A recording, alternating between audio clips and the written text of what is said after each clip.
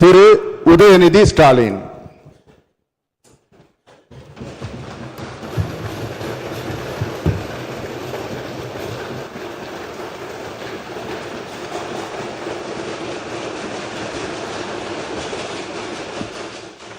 சட்டமன்ற பேரவையின் உறுப்பினராக தேர்ந்தெடுக்கப்பெற்ற உதயநிதி ஸ்டாலின் எனும் நான் சட்ட முறைப்படி நிறுவப்பெற்றுள்ள இந்திய அரசமைப்பு சட்டத்தில் உண்மையான நம்பிக்கையும் பற்றுறுதியும் கொண்டிருப்பேன் என்றும் இந்திய நாட்டின் இறையாண்மையையும் ஒருமைப்பாட்டையும் நிலைநிறுத்துவேன் என்றும் நான் மேற்கொள்ள இருக்கும் கடமையை நேர்மையுடன் நிறைவேற்றுவேன் என்றும் உளமாற உறுதி கூறுகிறேன்.